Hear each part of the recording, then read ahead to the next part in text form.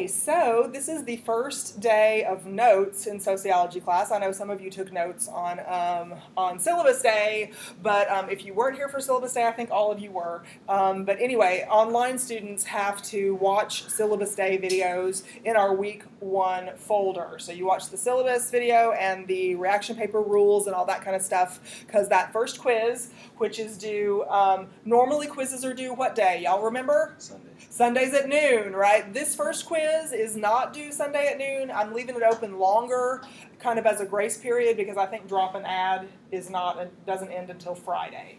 So I might get some new students. You might get new classmates that we've never met before on Friday, and they need to, have access to that stuff too. So that's why that one's a little bit longer. So the information that we're going to take notes on from here, from today, is just the basic introductory stuff for sociology class. We're going to start getting some meat and potatoes on our plates for sociology class, and this info will contribute to your reaction paper topic for week 2, your quiz questions for week 2, and also the very first project that we have for Unit 1. Since it's a Unit 1 project, every topic that we discuss in Unit 1, which begins today, is going to be used on that project, okay?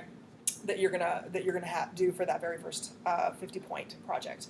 Also, oh yes, I'm supposed to tell you that there is a link. I didn't do the link correctly, so it wasn't there for you on Monday when we saw each other. But there is a link on our welcome page in our Blackboard shell for the sociology textbook and publisher information. So I was looking at that online textbook. So if you go to the library, what did you say, Bailey, that it said? The textbook comes with your class or something? Not the library, the bookstore.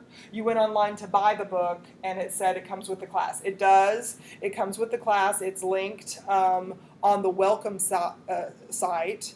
It says sociology syllabus, sociology schedule, and then just the word sociology, I think. Maybe sociology J03 in the case of this class, or J13 if you're in that section. You see it? Okay, good. So I thumbed through it a little bit, if you can thumb through a virtual book, but it looks like it has everything that the book has, but it's in shorter pages. It's like the page numbers are a little bit different than what the reading assignment is going to be. So everybody use that if you would like, or get a physical copy if you prefer. It doesn't matter. Okay, it's up to you. We're good? Everybody see it? Okay, alrighty, so get your good old-fashioned notebooks out, because we're going to use the whiteboard a whole lot today to take some introductory notes about sociology, okay?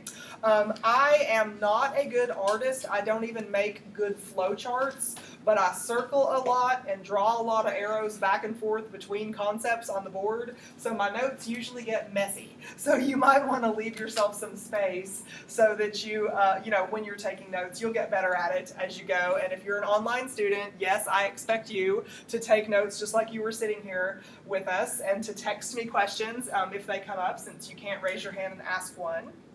So let's just get the introductory stuff, right? Like, what's the basic definition of this class? What are we studying?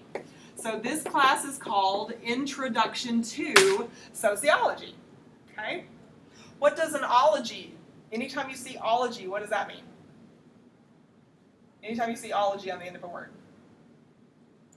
The study of, yeah, not a trick question. You're studying something.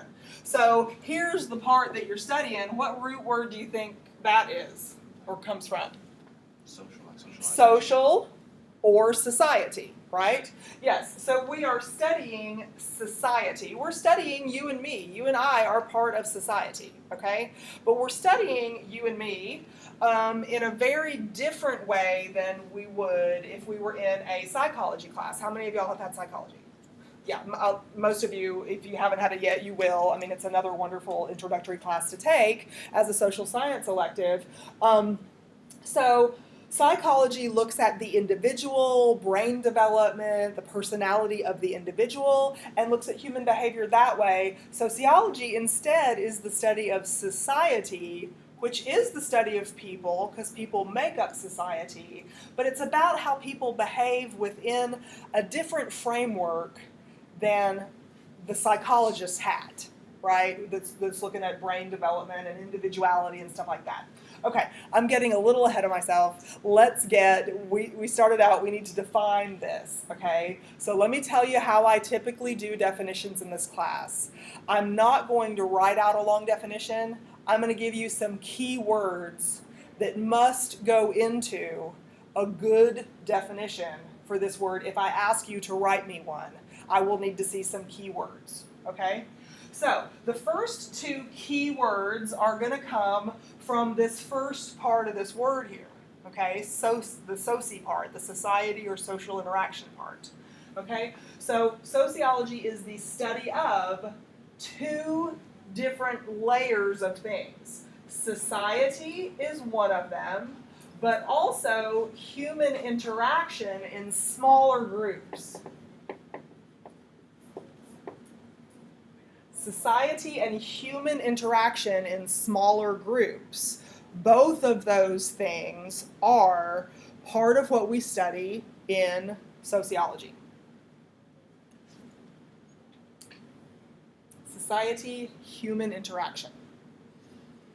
So that's the key words that I would need to see in a good definition of sociology that refer to this first half of the word. This next half of the word, the study of, we need a key term also that must go with it in order to make the definition valid, and that word is systematic.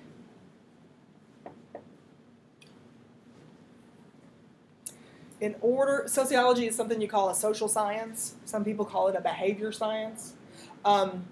Sociology is a social science because sciences use systematic research methods, right? Scientists observe data, they set up situations in which factual data can be collected and observed, and that's why this word systematic is in there. Systematic has to be there so that the collected data, we're going to collect data, we're going to collect info. And we have to know, as a social scientist, we have to be confident that the data is factual. I haven't biased the data in any way. The data has to be unbiased. What does bias mean? Just the word bias. What's this word bias mean? Means a slant. Bias means a slant. So you might want to use the word bias. Well, you know the slogan for Fox News? It says fair and balanced. Their slogan, fair and balanced, is supposed to make you believe that there's not a slant that they're presenting the news with, right? So a bias is a slant one way or the next. We can't have a slant one way or the next in sociology. We have to collect data that is factual, that's valid, that is reliable, and we have to interpret that data with the lens that we're going to interpret it with. Okay? So, for instance, there was an experiment a long time, it wasn't an experiment, sorry, it was a survey that I think it was University of California, Berkeley. This is like 25 or 30 years ago. They wanted to find out about cheating behaviors on a college campus. What were the habits, the cheating habits or non-cheating habits of students on the college campuses. And I'm going off memory on this one. I haven't looked at this one in a long time. But They wrote a survey. A survey is a series of questions that you fill out, and usually you fill it out one-on-one. But if I was going to ask you questions about cheating, would you necessarily be honest in your answers with me if I was looking at your eyeballs when I was asking you the questions? Yeah, college students might not be completely honest so you have to look at the kind of information you systematically want to collect, and because there's a little bit of shame or dishonesty associated with cheating, we might be motivated to withhold information or even lie to answer certain questions because it's sensitive information. So we'll send home a survey with you, and they asked a question. First of all, they started out by saying, do you cheat in college? They gave you an out, because some of you might say no, and then you don't need to answer the rest of the questions. And if yes, how often would you say? You know, why do you cheat? Is it a strategy for this? They started asking all these different questions. And anybody want to guess how many people, roughly, just a rough percentage of how many people, like 30 years ago, whenever this was done, said that they cheat in college regularly as a strategy to succeed?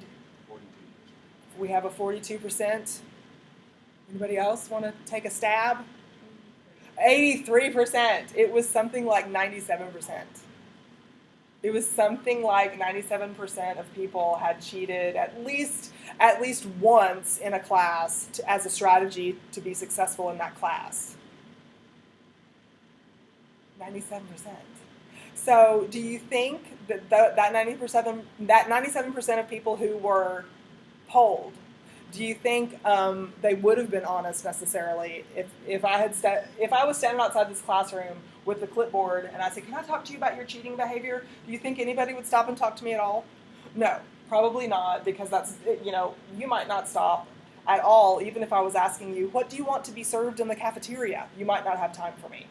Right? But definitely not the cheating thing, because that's a sensitive topic. So we have to systematically collect data in the best way that we can do it, so it's unbiased, and also so that we get a large number of responses, so we can rely on that data to be valid and to represent a large portion of the population that we're interested in. Okay? So that's why that word systematic has to be part of a good definition of sociology. It's a systematic study of these two things, society and human interaction. There's two additional vocabulary words that relate to these two parts, okay, of this first thing. So society is something that we call macro scale, and the human interaction part is something we call micro scale.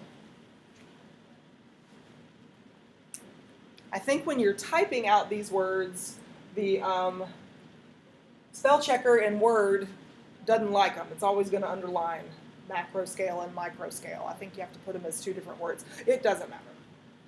Macro sociology and micro sociology. Here are some interchangeable words for macro scale and micro scale. So what's the difference in macro and micro?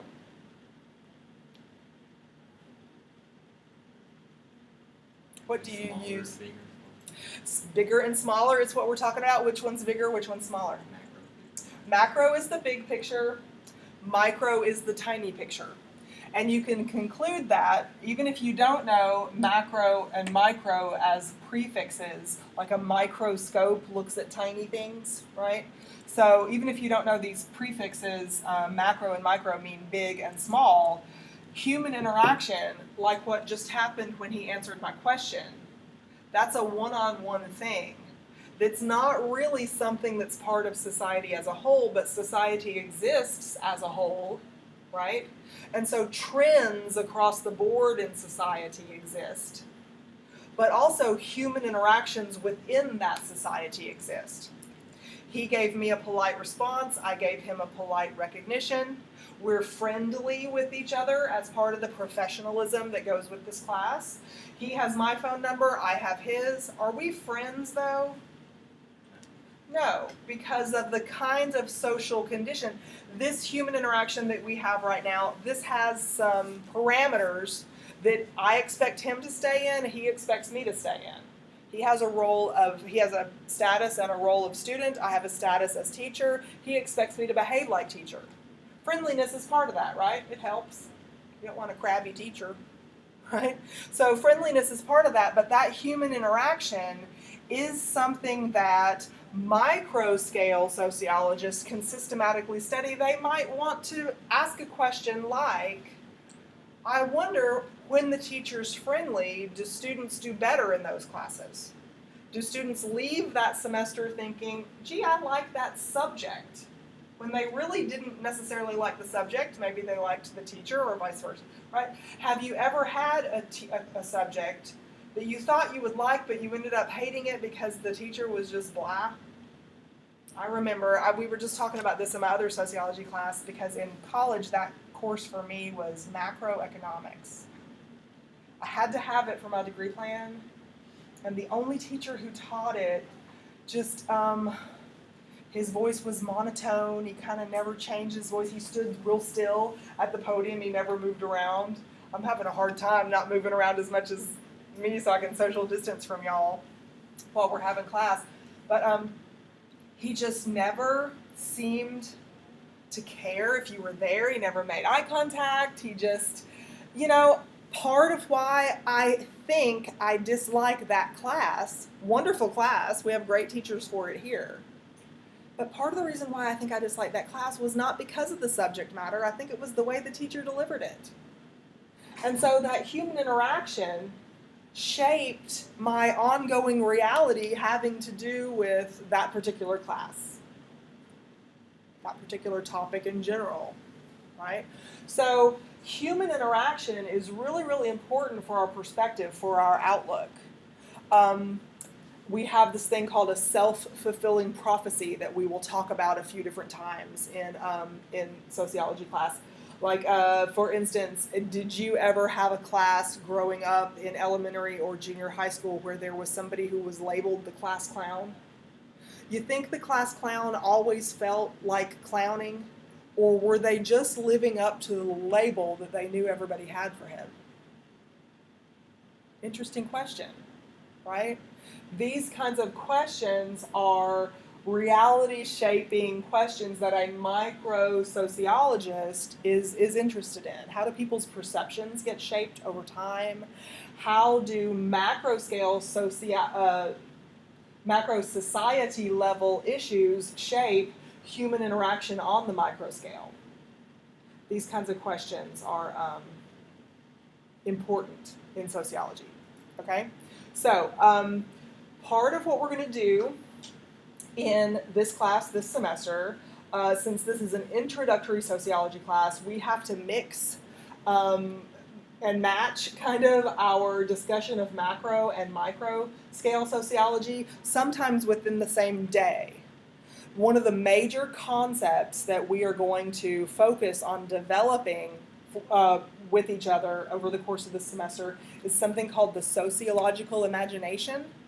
Let me go ahead and write that key term on the board here, the sociological imagination. Key word, key vocabulary word, one of the first things you'll read about in chapter 1. And as a matter of fact, on our syllabus, when I was telling you about our course learning outcomes, the very, very first course learning outcome that we have on our syllabus has to do with developing, practicing, and establishing the sociological imagination that you have in your life. Sociological imagination is not going to come quickly. And even though it's the first of 4 learning outcomes, really all 4 of our learning outcomes give you information, both macro and micro, to help you develop your sociological imagination. So, in other words, what I'm telling you is that this is listed as the first course learning outcome because it's the most important. It's kind of the reason why this class is on all of your degree plans. Because this gets you to be that critical thinker that you've heard that you're supposed to be all these years, right? How many times have you heard the phrase critical thinking? So many times that probably we don't even really know what it is. We're just like, oh yeah, critical thinking, right? Sociology is on those degree plans because it helps you understand things from multiple perspectives. And whether you're going to be a chef, a welder, an over-the-road trucker, a philosopher, a psychologist, a physician, anything in between, sociology is on your degree plan. Why do you suppose? You have to interact with people, right? You're going to be interacting with people, even if you are a video game developer who never really leaves their basement like the cliche, stereotypical computer science person, right? We will play with stereotypes and cliches really quick for just one little example. Does that person who codes video games have to know people? You don't think so? I have some yeses and I have some nos. How am I going to like your video game? How am I going to relate to your video game? How's your video game going to be the next big seller if it's not appealing to me or to a wide range of people, right? Who's your target market? What are people interested in that target market? And how are you going to sell to them? What's going to be appealing to your video game? If you are a robot developer, the Alexa thing. Any of y'all have Alexa? Do you? It's not creepy. I'm always scared that it's going to be creepy. And the people who are developing it have to know how people are going to interact with that. Alexa's not human, but don't we treat her that way sometimes? Yeah, so that's, if she didn't behave in a human-ish enough kind of way, we would not be welcoming her into our homes like we do, right? Listen to me, I even call her, a people pronoun, right? So anyway, the sociological imagination, sorry I got a little bit off on a tangent there. The sociological imagination is the focus of this class for the entire semester. We are going to study a wide variety of macro scale and micro scale topics, always with the focus of trying to develop our sociological imagination. So I realize now that I've had this word on the board for a good 5 minutes, and you don't have a definition of it yet, okay? Again, I'm not going to write the whole definition. I'm going to give you the key terms, okay? Please make a note for yourself someplace that just because this word imagination is in there does not mean we're talking about make-believe. You have to redefine this word for yourself in this academic sense that we're using it. This is not about make-believe fairy tales. The sociological imagination is the ability to see connections, to see and understand connections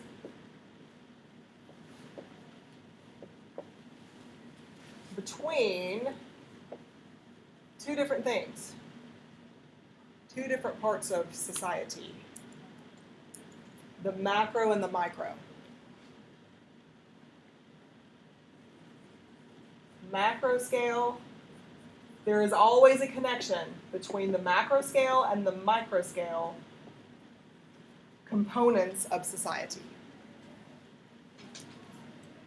When you're reading about this in your textbook, the textbook author uses phrases like, for macro scale, she uses phrases like public issues. And for micro scale, she uses things like private issues.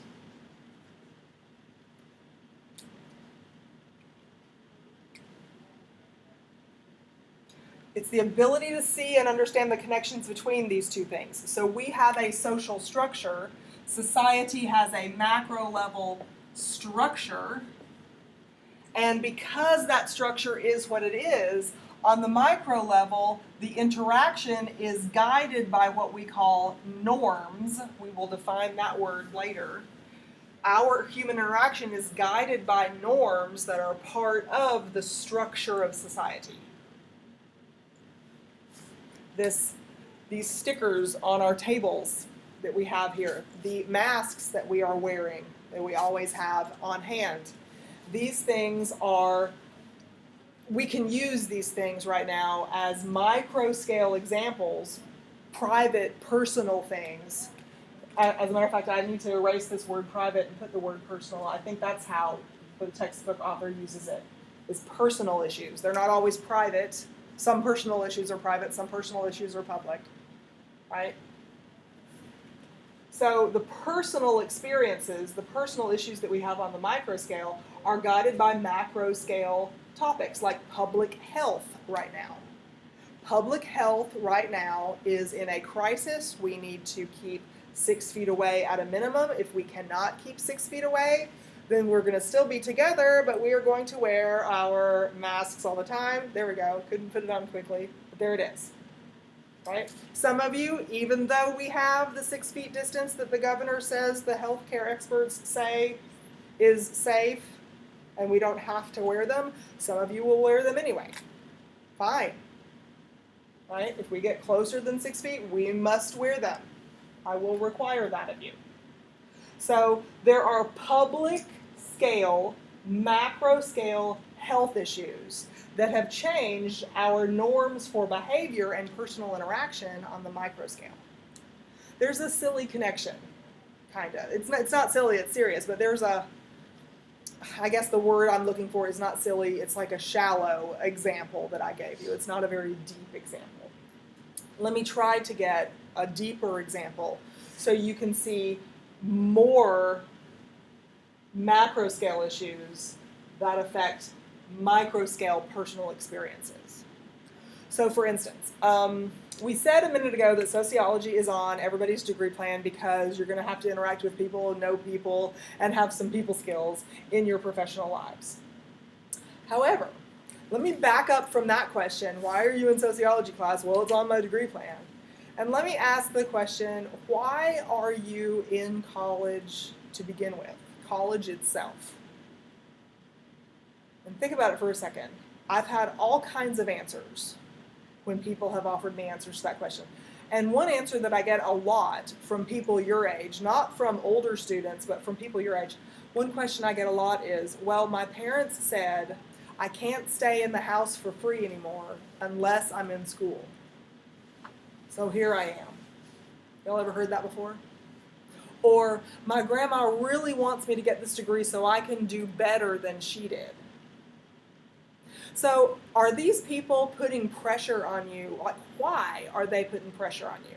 Is it just because they personally want something different for you and how? Or does society on the macro scale also require something more than a high school diploma if you're going to get the kind of job that you want, with the kind of pay scale that you want, with the kind of respectable title that you maybe want, with the promotion potential that you maybe want, right? So I guess a better question would be, if you could get a job with promotion potential, a respectable title, a great salary, all of these kinds of things, if you could get that just right out of high school, would you be in college? Would your parents have said you have to be in college or pay tuition or pay rent? Would your grandma said I want something better for you so you're going to go to college? If you could get that job, why can't you just out of high school? Answer it very generally with some of these new words that we have on the board. Why can't you just right out of high school go into nursing and learn on the job how to be a nurse, and by the end of 2 or 3 years, while you are getting paid to do a service in a hospital, you get the degree of RN and then you get the title of RN. Why can't you do it that way? On the macro scale, is our social structure designed so that that's the way you get your nursing degree? Or is our social structure designed in a different way? So instead, you have to come here or some other school and pay us tuition to teach you the skills so that you can get that credential, diploma, and then the hospital will take you seriously and offer you the job when you apply and you're the best person for the job. And so if you go into debt for college, how many of y'all are getting student loans? Most people are. Most people are getting some kind of student loan. If you're going into debt for college, debt stinks. If this is the baseline, without debt at a high school, and this is the debt hole that you're in before you can get that salary that's up here, well, you got a lot of filling in to do before you're out of debt, and where's the fun in that salary up there? Is that because in your personal experience, you're a terrible money manager and this debt is your fault? Or is it part of the macro scale structure of society that you had to do this, you had no choice to do this to get that job? So is that debt your fault? No. Is it society's fault? Yeah. There's a connection that we can identify between the social structure on the macro scale and the you and me experience, boots on the ground, people who live in society. What do you think? Do what? Yeah, you see it. You see it. Anybody else have an example that you can think of to kind of practice connecting macro to micro? A lot of times it's a very difficult thing. In my experience, students tend to have a very difficult time early on in sociology class seeing those connections between macro scale design of society and the you and me social experiences, the boots on the ground people who are here. But that's what this whole class is for. That's why this class lasts until December, because even though the Sociological Imagination course learning outcome is outcome number 1, we're not just going to do it these first couple of weeks and move on to another learning outcome. We are going to build our sociological knowledge from now until December, and we are not going to technically have any project that we do in class together that focuses on that course learning outcome number 1 until the very last unit in class. The very last unit in class, that's when I'm going to ask you, okay, apply your sociological imagination to this description of an experience that I'm going to give you. And what your job will be on that very last project toward Thanksgiving, sometime around there is when that'll be assigned to you, is to identify macro scale issues that relate to the scenario and micro scale issues that relate to the scenario and the connections in between. How did macro scale issues here result in the micro scale experiences described in the scenario? Something like that is in general terms, will be what that 4th project is like. Okay, questions about anything? We're good? Okay. So, let's do a little bit more. Let's see, how much more time do we have? That clock is wrong. 15. Okay. 20 minutes. Okay, 20 minutes, okay. Let me see. Yeah. I will introduce one more topic. Actually, you know what? I won't introduce one more topic in our last 20 minutes. This is how we will do practice with you face-to-face folks who we have to practice virtual. I've got one more lesson that I don't want to rush through in 20 minutes. It's probably going to take me 30 minutes to do it well. So how about we stop class now, I'll stop this video, and so you online students also who are watching this, you'll have another little video to watch, but it's all part of the lesson. So that's how we'll do our virtual practice, is you will be responsible for another little video that I'll post in Blackboard before Monday. I'll post it today or tomorrow, but y'all will need to watch it before Monday's class, before I see y'all again. Does that sound good? Okay, and it'll count toward, you'll be able to choose a topic for a reaction paper next week from the additional little video, and definitely quiz questions will come because it's required stuff. Sound good? Okay, all right, so I will see everybody online, and then next